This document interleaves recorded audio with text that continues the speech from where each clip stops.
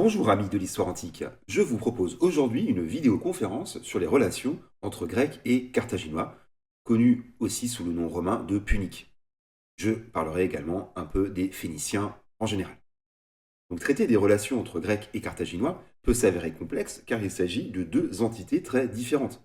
Les Grecs ne formaient pas un groupe homogène aux intérêts politiques communs, tandis que Carthage était une cité clairement définie.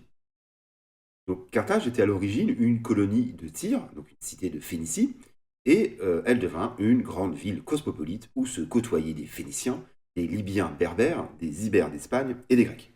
Les rapports avec les Grecs, à travers leurs colonies en Méditerranée, furent marqués par des rivalités commerciales et des conflits importants, surtout pour le contrôle de la Sicile.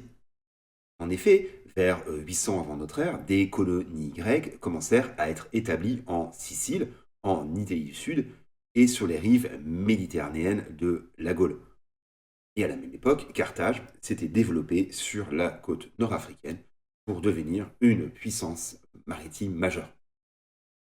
Et donc cette rivalité pour le contrôle de la Sicile trouva son point culminant avec les expéditions d'Agathocle, tyran de Syracuse, qui dirigea des opérations audacieuses en Afrique du Nord entre 310 et 307. Autre expédition majeure, celle de Pyrrhus en Sicile, donc entre 269 et 270. Ces opérations furent néanmoins infructueuses pour les Grecs et n'empêchèrent pas la domination carthaginoise sur une partie de l'île. Enfin, à l'époque des guerres puniques, les Carthaginois devaient beaucoup aux Grecs en termes militaires, car ils leur empruntèrent la phalange et la cavalerie lourde de type macédonien. Et finalement, les deux plieront face au même adversaire. Donc, concernant mes sources, je m'appuierai essentiellement sur des pages Wikipédia, mais aussi sur des articles universitaires disponibles en ligne. Lien en description. Voyons en thème numéro 1 le cas des Phéniciens. Donc les Phéniciens étaient un peuple sémitique vivant dans l'actuel Liban qui fondèrent en Méditerranée un véritable empire commercial. Mais à l'origine, les Phéniciens ne se définissaient pas eux-mêmes comme étant un peuple à part entière. Ils étaient divisés en plusieurs petits royaumes ou en cités-États comme Tyr, Sidon et Byblos, et donc ils s'identifiaient plutôt en référence à ces cités. Ce furent donc les textes grecs qui, dès l'époque d'Homère, désignaient ce peuple par le terme de Phoenikes et la région comme étant la Phoéniquée. Donc il n'y a pas de consensus sur l'origine de ce terme, mais il est souvent mis en rapport avec le terme grec phoenix, qui peut signifier le rouge pourpre, qui pourrait renvoyer à la couleur tannée de la peau des Phéniciens, ou plutôt à leurs productions les plus réputées, c'est-à-dire les tissus teints en pourpre. Alors c'est possible aussi que c'est un lien avec la couleur rouge de la mer le long des côtes du Liban, du fait de la présence de fer dans le fond marin. Donc, quoi qu'il en soit, les Grecs reconnaissaient aux Phéniciens des talents dans les activités marchandes, la navigation et la qualité des productions des artisans de leur pays. Les apports des Phéniciens au monde grec furent importants, en particulier leur alphabet, et ces rapports se retrouvent également dans plusieurs textes et dans plusieurs mythes, en particulier ceux relatifs aux enfants donc d'un dénommé Agénor de Tyr, donc un roi de Tyr, puisque Cadmos, donc le futur fondateur de Thèbes, partit à la recherche de sa sœur, Europe, qui fut enlevée par Zeus. Et d'ailleurs, les Grecs créditaient Cadmos de l'introduction en Grèce de l'alphabet phénicien. Et d'ailleurs, il y a aussi des auteurs grecs qui attribuaient aux Phéniciens l'invention de l'arithmétique. Pour autant, les Grecs, à l'image d'Homère, les décrivaient souvent en termes négatifs, comme des gens peu scrupuleux, et ils étaient souvent assimilés aux Perses. Et donc cette tradition fut reprise par les Romains avec la célèbre locution de fides punica pour signifier la mauvaise foi. Pour conclure, il faut bien voir donc en dehors des textes grecs et latins, il n'existait pas durant l'Antiquité de terme équivalent à phénicien ou à punique. La Bible et les textes égyptiens parlent d'une région appelée Canaan et ses habitants, donc les Cananéens, mais il englobait également Israël, la Palestine, l'ouest de la Jordanie, le Liban et l'ouest de la Syrie actuelle, donc beaucoup plus que la Phénicie. Cependant, à l'époque hellénistique, le terme de Canaan pouvait être un synonyme du terme grec de Phénicie. Voyons en thème numéro 2 les origines de Carthage. Donc, Carthage s'appelait à l'origine Kart Hadasht, qui signifie ville nouvelle en phénicien. Ce terme ayant désigné trois autres fondations phéniciennes. Donc il s'agissait en fait de la distinguer de la colonie plus ancienne, donc celle d'Utique, donc en Tunisie, qui était située à 15 km de l'actuelle Tunis. Donc pour revenir aux origines, dès le XIIe siècle, les Phéniciens avaient installé des comptoirs en Afrique du Nord, sur la route des métaux d'Espagne notamment. Et des comptoirs étaient aussi installés au Maroc et en Espagne, comme la future Cadix. Donc selon la légende, Carthage fut fondée par Élissa, connue sous le nom de Didon, qui était la fille du roi de Tyr, qui était exilée après que son trône fut usurpé par son frère. Mais historiquement parlant, la date de la fondation de Carthage continue de faire débat, puisque deux traditions s'affrontent, et cela depuis l'Antiquité. Donc la première, la plus diffusée, situe la fondation en 814, la deuxième la place bien avant, aux alentours de la guerre de Troie, vers le XIIe siècle. Et donc certains historiens émettent l'hypothèse d'une fondation beaucoup plus tardive, vers 670, sur un comptoir déjà existant. Donc le consensus actuel place la date de fondation dans le dernier quart du IXe siècle. Donc Carthage commença à unifier les différentes colonies phéniciennes sous sa direction, puis achevée vers 540, et elle devint l'une des principales puissances méditerranéennes occidentales. Et donc les Phéniciens immigrèrent massivement vers Carthage, mais aussi Utique, et une partie des Phéniciens se métissa avec les populations indigènes, donc libyennes, donc d'origine berbère, ce qui donnera naissance à ce qu'on appelle les Libo-Phéniciens.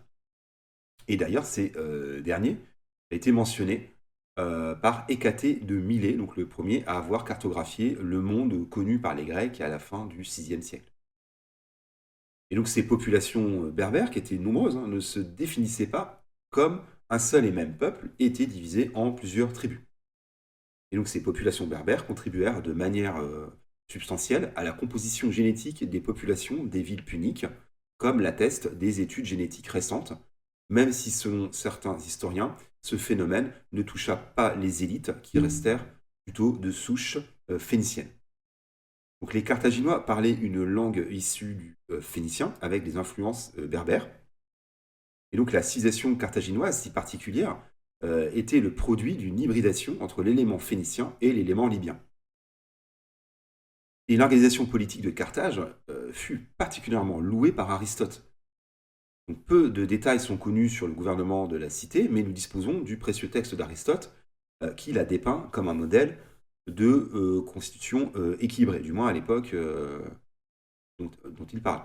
Donc à l'origine, le gouvernement aurait été de type monarchique, même si c'est encore l'objet d'un débat entre historiens. Puis Carthage devint une république oligarchique autour du 5e siècle. Donc deux magistrats, appelés les suffètes ou juges, étaient élus par une assemblée de citoyens. Et ces suffètes gouvernaient conjointement avec un conseil des anciens, une sorte de sénat, composé de 200 à 300 membres, en poste à vie. Les lois étaient adoptées par l'Assemblée des citoyens qui votait sur les mesures proposées par les suffètes et le Conseil des anciens.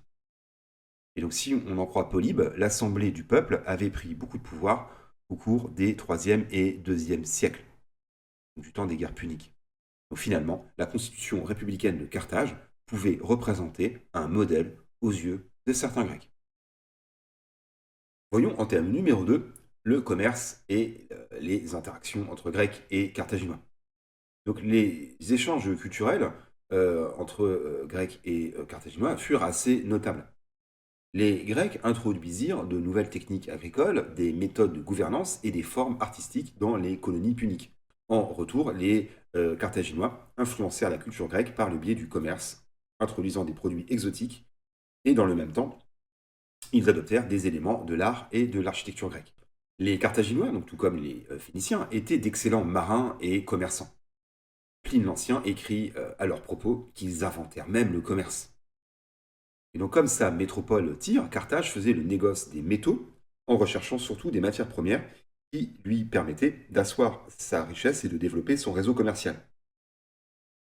Les mines d'argent, de cuivre et d'étain d'Hispanie étaient à la fois facilement exploitables et accessibles. Par ailleurs, les Carthaginois importaient et diffusaient des petits objets manufacturés et des céramiques grecques et étrusques. On trouve également des traces de produits agricoles puniques, on dira, en Grèce, comme l'amande, la figue, l'olive et la grenade. Et la marine marchande carthaginoise écarta petit à petit les concurrents grecs, en particulier les Phocéens, qui avaient fondé Massalia. Quant à l'art phénicien, il était un subtil mélange d'éléments grecs et égyptiens. Et la culture égyptienne influença profondément les Phéniciens à partir donc, du troisième millénaire, puis la culture hellénique prit le relais à partir du IVe siècle. Et on peut citer l'exemple du mausolée libico-punique de Douga, donc, qui occupe une place particulière hein, aux yeux des archéologues, car il symbolise le syncrétisme architectural entre les traditions égyptiennes et les apports grecs. Et donc au fil du temps, la sculpture carthaginoise évolua d'un quasi-symbolisme hein, vers une esthétique plus figurative qui idéalisait la perfection sur le modèle grec. On peut citer en cela l'exemple de la statue appelée l'éphèbe de Motier, donc un marbre du 5e siècle, et qui témoigne donc de ses contacts avec le monde grec de Sicile. Le Motier se situe donc en Sicile. Et donc à partir du IIIe siècle, la céramique et les objets d'artisanat carthaginois commencèrent à imiter le style grec. On peut aussi parler des monnaies de Carthage, hein, qui montrent une similitude avec les monnaies grecques du point de vue stylistique. Alors à savoir tout de même que les monnaies apparurent en fait tardivement à Carthage, puisqu'au départ l'économie phénicienne s'effectuait en utilisant des lingots ou par l'usage du troc. Et donc les premières monnaies carthaginoises datent de 480. Et donc la naissance de ce monnayage était en fait liée à la nécessité de payer les mercenaires engagés dans les guerres en Sicile. Et à l'origine, ces émissions carthaginoises étaient étalonnées sur la drachme, puis elles furent étalonnées sur le shekel phénicien. Alors, concernant les aspects littéraires, les Carthaginois disposaient d'une abondante littérature, mais seuls quelques rares fragments en subsistent du fait de la destruction de la cité par les Romains. Il existait à Carthage de nombreuses bibliothèques et on suppose qu'il y avait une large diffusion de la littérature de langue grecque. Et donc le récit du périple du navigateur Hannon, donc sur la côte occidentale de l'Afrique, fut traduit en grec à partir d'un original en punique. Le texte assez court était censé être la traduction d'une inscription visible dans un temple à Carthage. Voyons en thème numéro 3 les rivalités entre Grecs et Carthaginois. Donc à partir du 7e siècle, les Grecs établirent des colonies en Sicile, en Italie du Sud et en Cyrénaïque, mais aussi en Gaule, et elles représentaient une concurrence directe pour les intérêts carthaginois. Ainsi, Massalia, l'antique Marseille, qui fut fondée par des colons grecs originaires de Phocée, donc en Anatolie, remit en cause la domination des Carthaginois sur les routes commerciales en Méditerranée occidentale. Tout ça aboutit à un premier affrontement entre Grecs et Carthaginois, qui commençait à cette époque à unifier les colonies phéniciennes sous sa direction. Et donc l'attitude départ, on va dire, conciliante des Carthaginois changea quand les Phocéens atteignirent l'Espagne. En outre, la prise de Phocée par les Perses en 546 entraîna l'exil de nombreux de ses habitants vers ces colonies. Et ce soudain élan transforma ces colonies en importants centres commerciaux, sachant également que des colons phocéens s'étaient aussi installés en Corse, donc dans le domaine colonial étrusque. Et la piraterie pratiquée par les Phocéens fut le prétexte d'une réaction des Carthaginois qui s'allièrent à cette occasion aux Étrusques. Alors, une bataille navale indécise fut livrée vers 540 au large de la Corse.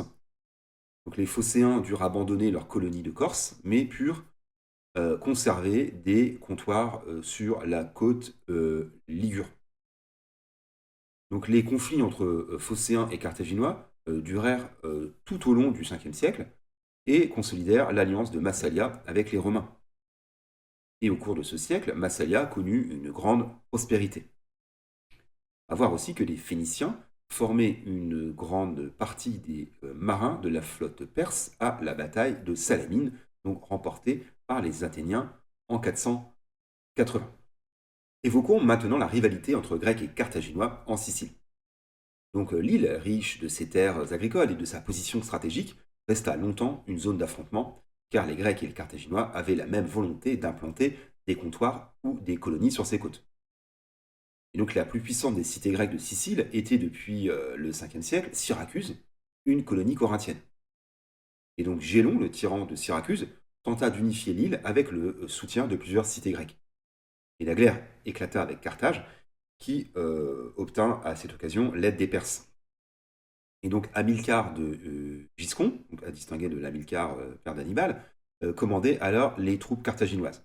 Sauf qu'il fut battu et tué à la bataille d'Hymère en 480, donc une très grande bataille qui vit la perte de la moitié de l'armée carthaginoise et de sa flotte, donc à l'issue d'une bataille acharnée qui d'ailleurs, selon la tradition, se déroula le même jour que celle de Salamine.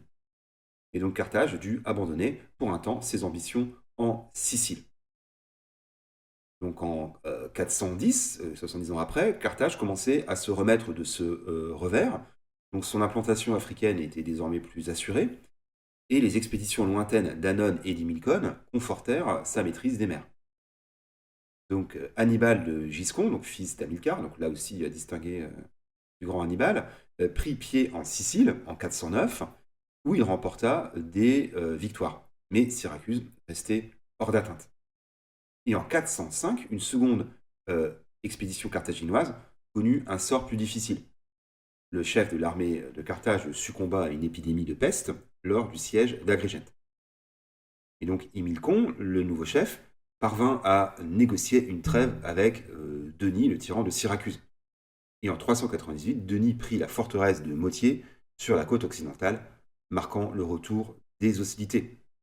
Donc les Carthaginois firent le siège devant Syracuse jusqu'en 396, date à laquelle une épidémie de peste obligea à la levée du siège. Et donc le conflit va continuer encore pendant 60 ans, et en 340, l'armée carthaginoise n'était plus cantonnée qu'au sud-ouest de l'île. Évoquons enfin les relations entre les Grecs et les Phéniciens, donc de Phénicie, durant les conquêtes d'Alexandre. Ces relations furent pacifiques jusqu'à Alexandre mis en 332 le siège devant Tyr, qui refusait de se soumettre. À voir qu'une partie des autres cités phéniciennes, dont Sidon et Byblos, avaient fourni des navires à Alexandre pour entreprendre ce siège. Donc, alors qu'il était à Sidon, des négociations s'étaient engagées avec le roi de Tyr, lequel souhaitait rester neutre dans la guerre entre Grecs et Perses. Mais Alexandre refusa de négocier et voulut offrir un sacrifice dans le temple d'Héraclès Melkarte, le dieu tutélaire de Tyr. Sauf que les Tyriens virent le piège. Faire entrer Alexandre vainqueur dans le temple revenait à lui donner pouvoir sur la cité. Quant à Alexandre, il ne lui servait à rien de tenir la côte phénicienne si Tyr, avec ses 2 ports, restait en dehors de son contrôle.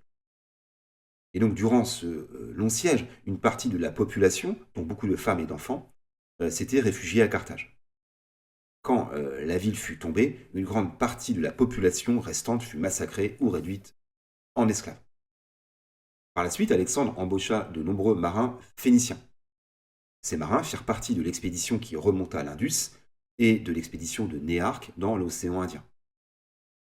Alors, une tradition veut qu'Alexandre avait projeté de combattre les Carthaginois, ou tout du moins de concurrencer leur puissance commerciale, même si tous les historiens ne s'accordent pas sur les derniers desseins du conquérant. Plusieurs auteurs anciens affirment en effet qu'Alexandre caressait le projet de conquérir le bassin occidental de la Méditerranée. Il est donc possible qu'il envisageât de se tourner en particulier contre Carthage. Perdiccas, donc le régent de l'Empire, l'affirma en tout cas devant les troupes peu de temps après la mort du roi. Une expédition depuis l'Égypte vers le sud de la Libye était donc, semble-t-il, envisagée. Voyons en thème numéro 4, l'expédition d'Agathocle en Afrique du Nord. Donc la figure d'Agathocle, le tyran de Syracuse, mérite qu'on s'y attarde. Né d'un père devenu citoyen de Syracuse, propriétaire d'un grand atelier de poterie et d'une mère peut-être carthaginoise, il mena une fructueuse carrière de mercenaire et devint tyran de Syracuse après avoir éliminé les oligarques de la cité. Émule d'Alexandre et figure de l'autocrate cruel aux yeux des auteurs antiques, il entendait asseoir la domination grecque en Méditerranée occidentale et prit même le titre de roi de Sicile pour imiter les Diadoques. Donc il est connu pour avoir entrepris la première expédition grecque sur le territoire de Carthage. Donc les origines de ce conflit remontaient en 315, quand Agathocle s'attaqua à Messine et à Agrigente, alors que cette dernière se trouvait dans la zone d'influence de Carthage. Donc les Carthaginois envoyèrent en Sicile une armée dirigée par Hamilcar. Elle remporta une victoire contre les Syracusains en 311, donc à Himère, à ne pas confondre avec la bataille du même nom, donc livrée en 480. Et donc plusieurs cités grecques qui étaient sous la tutelle de Syracuse en profitèrent pour changer de camp et prendre le parti de Carthage. Et donc Agathocle fut assiégé dans sa cité et la guerre semblait perdue.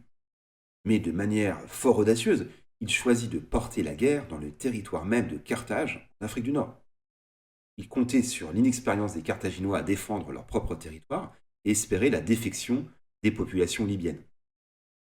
Il débarqua au cap Bon, pointe nord-est de la Tunisie, et fit brûler ses propres navires pour empêcher tout retour de ses troupes en cas de défaite. Il n'y avait plus qu'une alternative, la victoire ou la mort. Donc cet épisode est à l'origine de l'expression, devenue assez désuète, de brûler ses vaisseaux, pour signifier que le point de non-retour est dépassé. Agathocle s'empara immédiatement de plusieurs cités carthaginoises et ravagea les campagnes environnantes. Les Carthaginois réagirent en levant une armée, mais ils furent rapidement vaincus. Agathocle exploita sa victoire en pillant le territoire de Carthage et en formant une alliance avec un roi numide. Cependant, il dut arrêter sa progression en raison de la mobilisation carthaginoise et de la trahison des Numides. Alors, dans le même temps, en Sicile, Hamilcar, qui était toujours à la tête de l'armée carthaginoise, fut vaincu et sa tête rapportée à Agathocle, qui ne se priva pas de la montrer aux Carthaginois, montée sur les murailles de leur cité. Alors, malgré ses succès, Agathocle dut faire face à des dissensions dans son camp. Pour ménager les habitants des campagnes, il avait refusé donc de piller les exploitations agricoles, ce qui mécontenta ses soldats. Et donc il fut placé sous surveillance dans son propre camp, mais il regagna le soutien de ses troupes en faisant mine de se suicider. Alors malgré de nouvelles escarmouches, Carthage résistait toujours, obligeant Agathocle à chercher un nouvel allié pour venir à bout de la résistance carthaginoise. Et donc Agathocle sollicita le soutien d'Ophélas, le gouverneur de la Cyrénaïque, qui était alors au service du satrape d'Égypte Ptolémée. Et Agathocle proposa donc qu'en cas de victoire, Ptolémée obtiendrait le territoire de Carthage, donc en Afrique, tandis qu'Agathocle régnerait lui sur l'ensemble de la Sicile. Cependant, la flotte égyptienne n'arriva pas au bon moment et les plans d'Agathocle furent contrecarrés. Et de dépit, en 308, Agathocle fit assassiner Ophélas, mais sans que cela n'affectasse ses relations avec Ptolémée, qui lui donna d'ailleurs une de ses filles en mariage. Donc par la suite, Agathocle parvint tout de même à prendre de manière brutale Utique, mais il n'a pas pu prendre Carthage, car les Carthaginois avaient imité sa stratégie en portant la guerre en Sicile. Et donc Agathocle préféra retourner en Sicile, laissant des forces en Afrique sous le commandement de son lieutenant Eumachos, accompagné de deux de ses fils comme adjoints. Et donc les expéditions de cet Eumachos en Afrique du Nord, probablement en Algérie actuelle, révélèrent des épisodes semi-légendaires rapportés par Diodore. Et donc malgré quelques succès, Eumachos fut finalement vaincu, conduisant donc le fils aîné d'Agathocle, qui s'appelle Archagatos, à demander de l'aide à son père. Puisqu'entre-temps, Agathocle s'était proclamé roi de Sicile. Mais la flotte carthaginoise bloquait le port de Syracuse. Alors il reçut tout de même l'aide de navires étrusques pour lever le blocus et put répondre à l'appel de son fils en Afrique. Mais la situation s'était détériorée avec des revers militaires et le non-paiement des mercenaires par Archagatos. Et donc pour apaiser ces soldats, Agathocle leur promit un butin considérable en cas de victoire contre Carthage. Cependant, la bataille se solda par une défaite, entraînant une nouvelle mutinerie dans le camp d'Agathocle. Et donc méfiant envers les ambitions de son fils aîné, Agathocle décida de retourner en Sicile avec son plus jeune fils, dénommé Héraclide. Et donc Archagatos, alerté des intentions de son père, informa les officiers de ses plans. Agathocle fut aussitôt enfermé dans le camp, mais parvint à s'échapper lors d'un mouvement de panique. Et dans ce mouvement de panique, ses deux fils furent tués par les soldats qui offrirent ensuite leur service aux Carthaginois. Triste fin pour l'expédition d'Agathocle. Donc Agathocle finit par conclure en 307 un traité de paix avec les Carthaginois.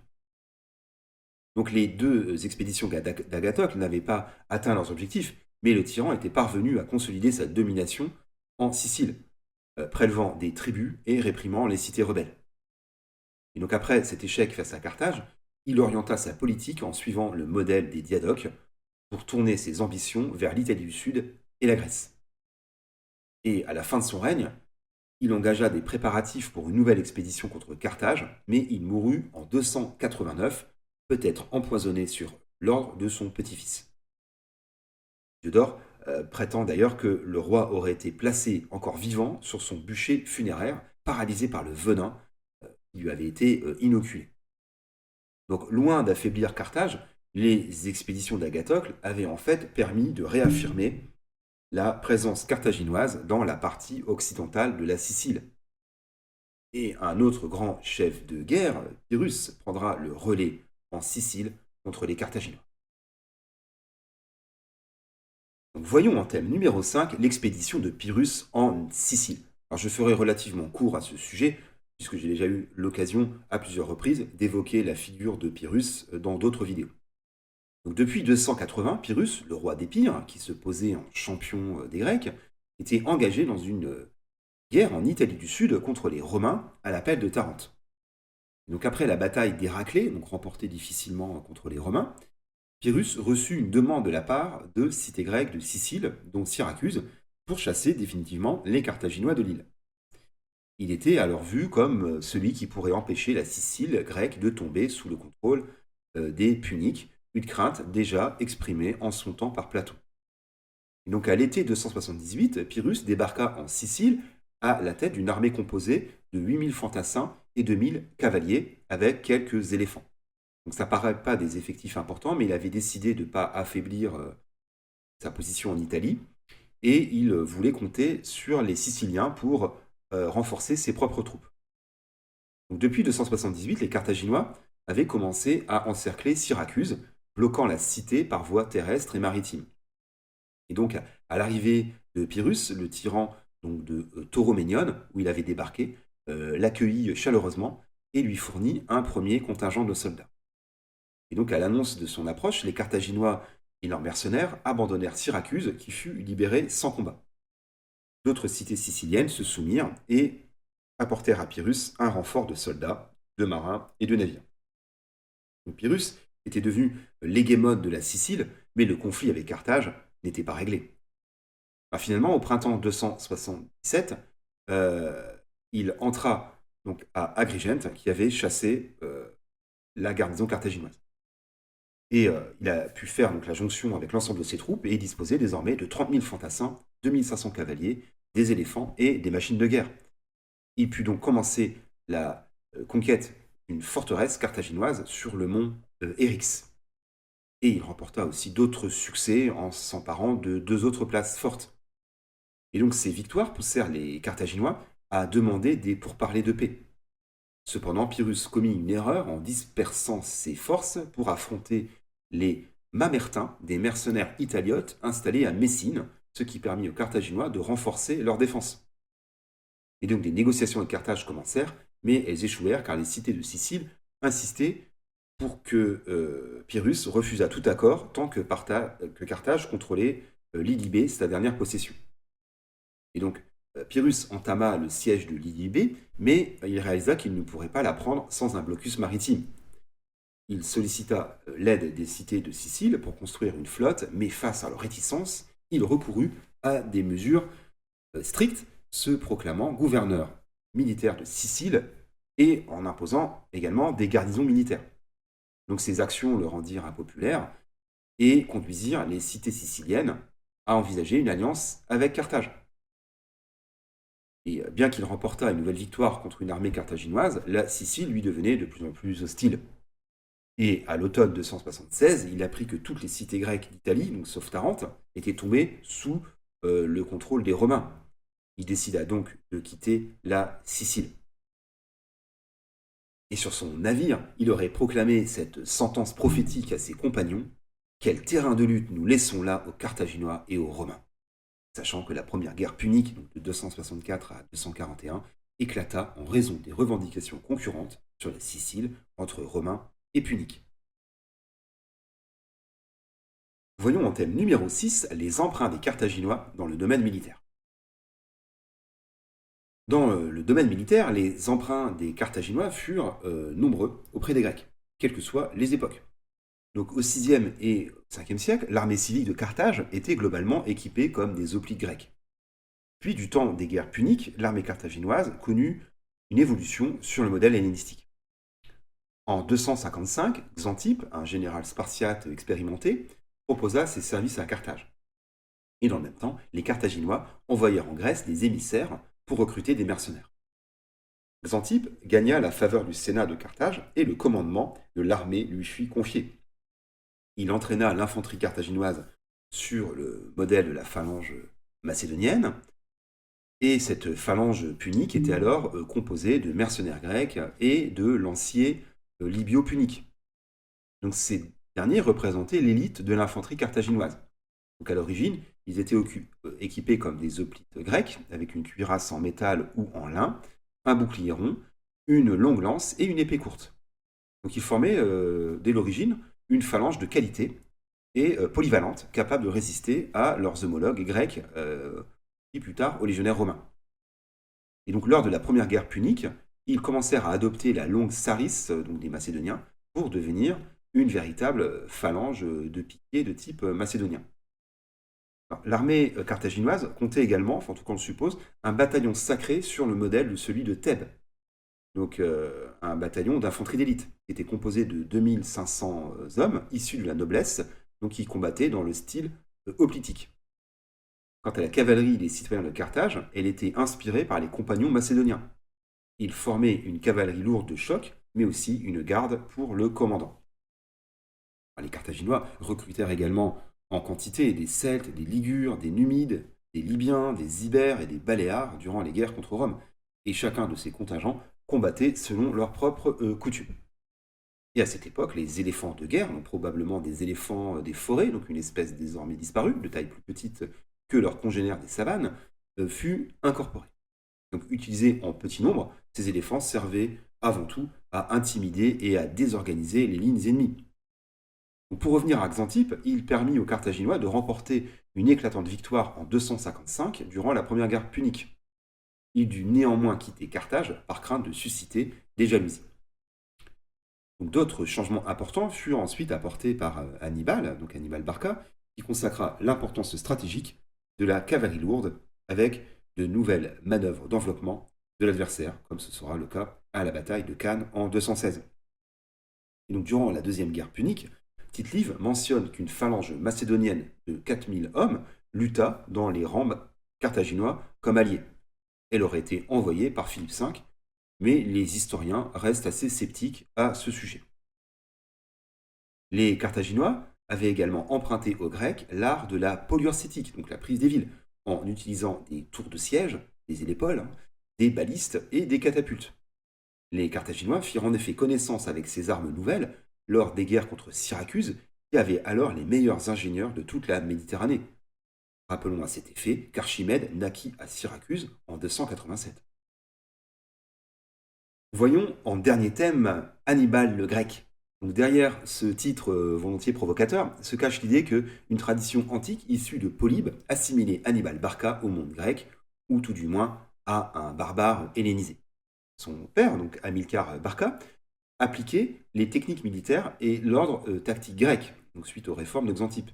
Et ces réformes furent ensuite prolongées par Hannibal, qui eut d'ailleurs un précepteur spartiate qui devint ensuite son historien officiel.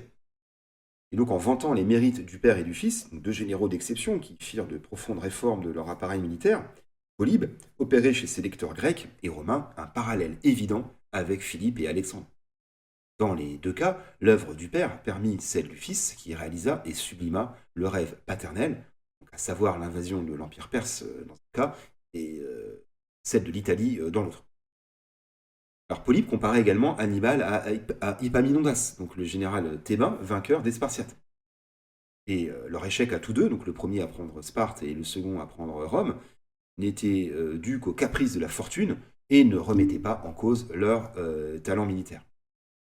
Alors Hannibal pouvait aussi compter sur deux fidèles lieutenants grecs, alors qui n'étaient pas des mercenaires, mais des Grecs citoyens de Carthage, dont la famille, originaire de Syracuse, s'était exilée à Carthage. Et donc cette intégration de Syracusains dans l'armée de Carthage rappelle que Syracuse changea d'alliance en 215 sous le règne du dernier tyran de Syracuse, qui abandonna les Romains au profit des Carthaginois.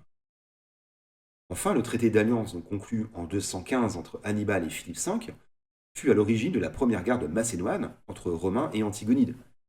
Il constitua un tournant majeur puisqu'il entraînait une alliance entre les Grecs de Grèce continentale et les Carthaginois contre les Romains. Alors, il convient ensuite de noter qu'à la suite de sa défaite à Zama contre les Romains, Hannibal s'exila à la cour du Séleucide, Antiochos III, en 195. Donc il fut reçu à Éphèse avec les honneurs par le roi Séleucide qui se préparait à la guerre contre Rome. Donc Hannibal conseilla à Antiochos de débarquer une armée dans le sud de l'Italie pour en prendre le commandement. Mais Antiochos, suivant l'avis de ses conseillers prudents, refusa d'accéder à sa demande. Donc Hannibal dirigea tout de même une flotte qui fut vaincue par les Romains sur les rives sud de l'Anatolie. Mais craignant pour sa vie après la défaite des Séleucides à Manisie, il s'enfuit pour trouver refuge auprès de Prusias, roi de Bithynie, qui était alors en guerre contre Eumène II de Pergame, allié des Romains. Donc Hannibal défie sur mer les Attalides, mais il était devenu gênant pour Prusias, qui craignait la réaction des Romains, alors qu'un élan partagé au sein des populations hellénistiques faisait d'Hannibal le champion des Grecs, maltraité par les Romains.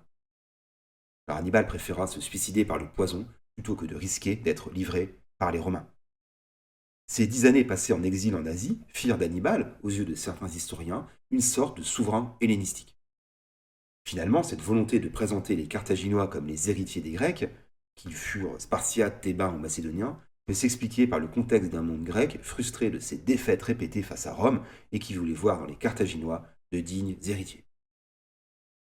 En guise de conclusion, les relations entre Grecs et Carthaginois furent caractérisées par une interconnexion complexe de coopération, de concurrence et de conflits, façonnant le paysage politique et culturel de la Méditerranée occidentale, surtout en Sicile.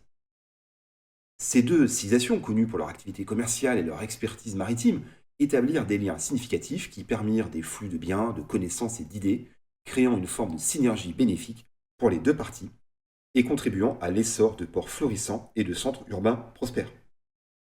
Mais Grecs et Carthaginois ne surent pas unir leurs forces face aux Romains, et de manière quasi concomitante, ils furent tous deux vaincus par les Romains.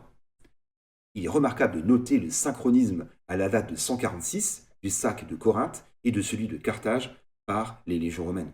Par ailleurs, avec les guerres puniques, les Carthaginois tendirent à apparaître aux yeux de certains Grecs comme des alliés de circonstance contre les Romains, dont l'accusation de barbarie se portait maintenant contre eux. En outre, les Carthaginois reprirent à leur compte les usages militaires des Grecs en les portant plus loin encore grâce au génie stratégique d'Hannibal. Et dans une tentation uchronique, il aurait été intéressant de voir comment Alexandre aurait pu poursuivre ses conquêtes à l'ouest aux dépens des Carthaginois. Oui, imaginez, une Méditerranée entièrement grecque procure quelques frissons aux zénélophiles. Je terminerai là-dessus cette vidéo, j'espère qu'elle vous a intéressé, je vous remercie pour vos retours et vos abonnements, et je vous dis à bientôt.